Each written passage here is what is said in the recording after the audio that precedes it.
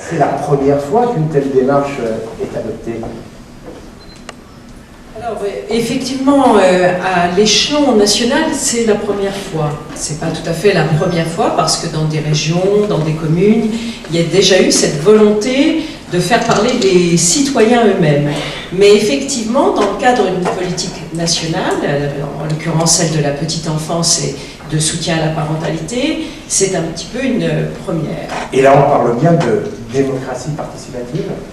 Oui, moi, je revendique tout à fait ce terme, ne serait-ce que parce que je pense que chacun de nos concitoyens est le meilleur expert de sa propre vie et qu'on ne peut pas réformer une nation, un pays, sans y associer ceux vers qui les réformes sont destinées. Donc, bien sûr, il y a des experts, bien sûr, il y a des élus qui décident, mais il y a aussi des concitoyens qui vivent, qui justement ne doivent plus subir des mesures qui pourraient tomber d'en haut, mais au contraire être dans cette démarche de codécision, même s'il appartient aux politiques, c'est pour ça qu'on a été élu, de décider au final. Mais de les associer, ça me paraît fondamental. C'est l'évolution d'une démocratie moderne qui a besoin d'avoir justement des relais directs avec ceux qui sont concernés, en l'occurrence là, les parents. Et c'est la raison pour laquelle vous avez choisi cette démarche. Une dernière question. Vous êtes déplacé en province lors de toute cette mobilisation. Vous êtes allé dans toutes les villes. Comment ça s'est passé? D'abord, moi je voudrais vraiment remercier les parents. Parce que ma grande interrogation, vous me demandiez, mais le scepticisme, il a été aussi chez moi. Je me suis dit, on va solliciter des parents. Est-ce que ça va marcher? Est-ce que ça va marcher? Est-ce qu'ils vont répondre? Est-ce qu'ils vont dire, non, qu'est-ce que c'est que ça? On va passer plusieurs journées ensemble. Bon, et puis manifestement, ça a pris. Je crois, ils vous le diront, qu'ils en sont plutôt heureux. Et moi, j'ai vécu, je tiens à vraiment les saluer tous et toutes, des moments d'échange qui sont des moments importants, des moments de proximité, des moments je crois, vraiment de liberté de ton, et que pour tout cela, c'est formidable. Bien, merci Madame la Ministre. Tous ces débats qui ont été organisés donc, dans les régions ont été organisés par deux cabinets de conseil, Mission Publique et Planète Publique. Ce sont deux cabinets qui sont spécialisés dans la conception, l'animation et l'évaluation des démarches de participation citoyenne. Alors je vais demander à Judith Ferrando du cabinet Mission Publique et Élise Perroux du cabinet Planète Publique de nous rejoindre. Elles ont donc participé à cette animation, elles n'étaient pas les seules, il y avait toute une équipe, mais elles vont être là aussi pour nous parler de la manière dont se sont passés les débats, avec leur recul de professionnels aussi, tout ce qui s'est dit, tout ce qui se cachait aussi parfois derrière les mots. Voilà. Alors ces deux cabinets ont également réalisé une synthèse de tout ce qui s'est dit lors de la consultation des acteurs locaux, et nous verrons avec elles si les regards de ces acteurs locaux et de ces régions, de ces parents, se croisent. Madame la Ministre se demandait un peu quelle allait être la réaction des parents au moment où ils ont été consultés. Comment vous avez réagi, vous, lorsqu'on vous a contacté pour participer à cette consultation? Prenez le micro. La surprise d'abord. Oui.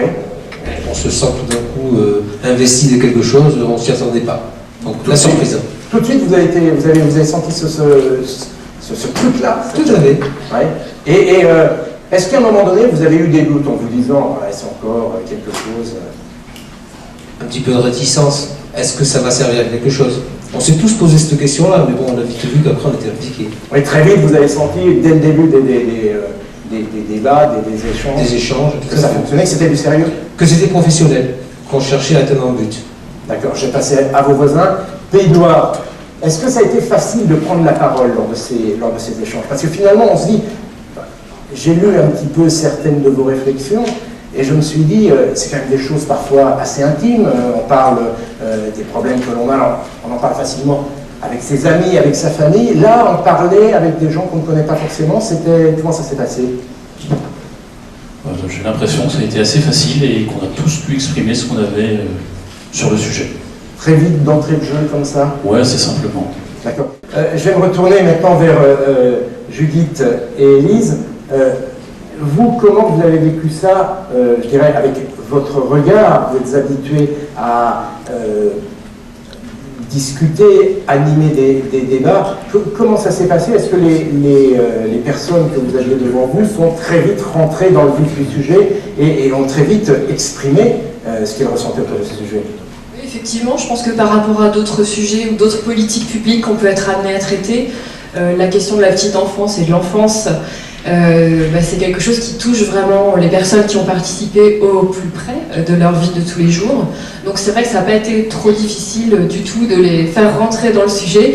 Certains sont même très connaisseurs parce que leur parcours n'a pas toujours été évident. Donc ils ont développé eux-mêmes un certain nombre de connaissances et de compétences qui ont largement alimenté le débat.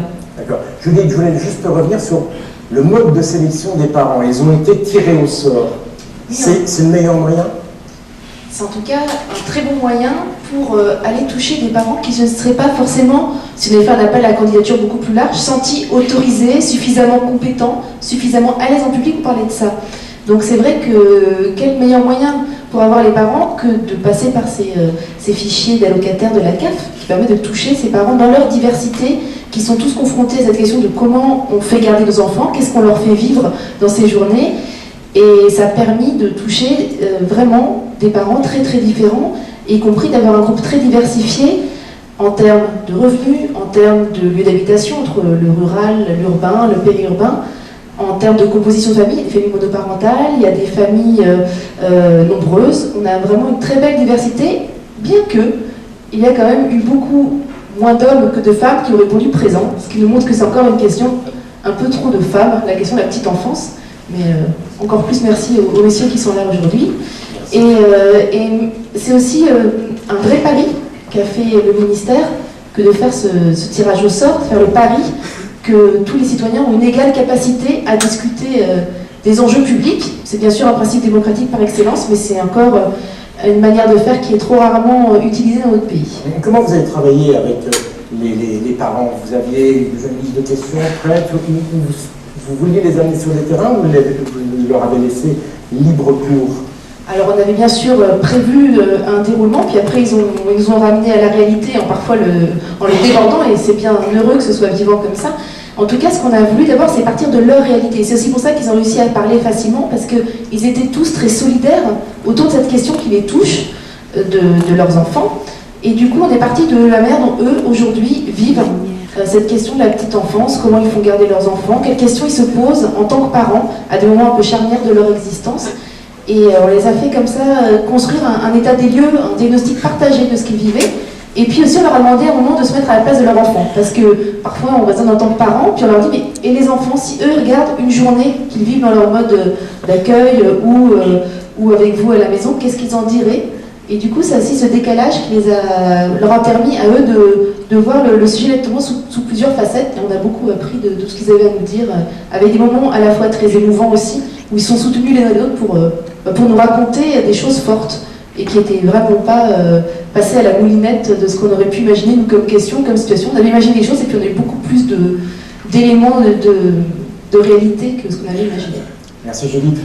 La Bourgogne, ça s'est bien passé? Vous avez senti que vous pouviez tout dire?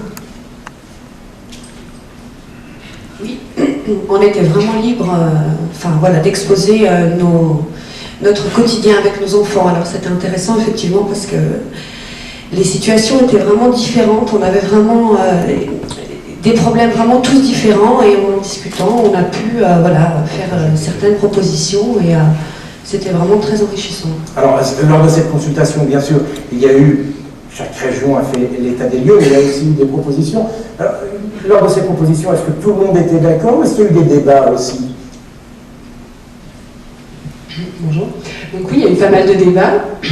On n'est pas d'accord forcément sur tout, donc on a besoin d'en débattre pour justement arriver à un accord. Et c'est vrai que ça a été aussi enrichissant parce qu'on s'est rendu compte qu'il y avait aussi d'autres problèmes dont on n'avait pas connaissance nous-mêmes en tant que parents. Donc ça a été d'autant plus riche en informations.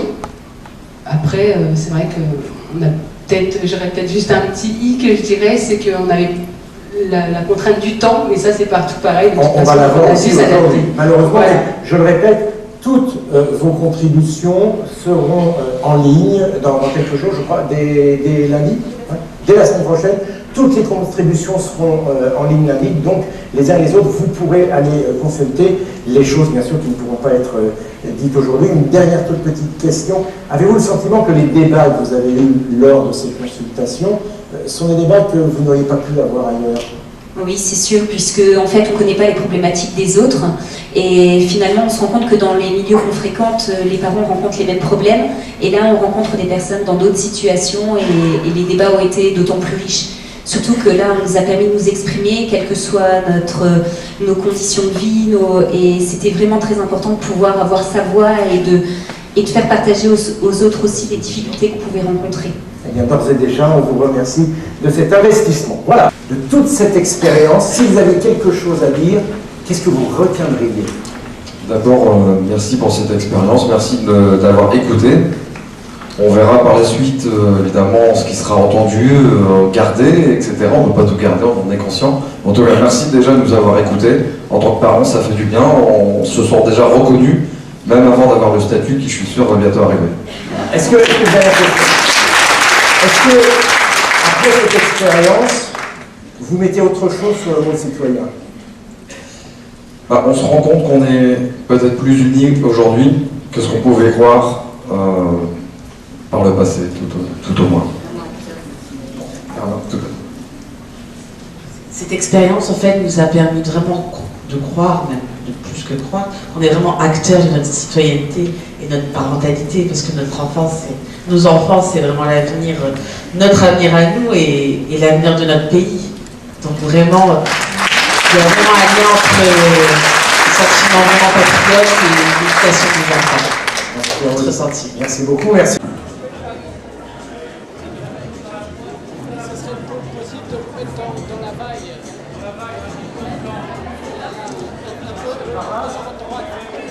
Une très très belle journée, une très belle restitution, très professionnelle. On est un peu impressionné justement de ce qu'a donné notre travail. Voilà, très flatté d'avoir été considérés comme des experts par Jamie, c'est un mot que je retiendrai. Voilà, de nous avoir donné cette place d'expert qui a été repris derrière par la ministre. Effectivement, il y a un papa qui l'a dit à la fin, on se sent déjà valorisé.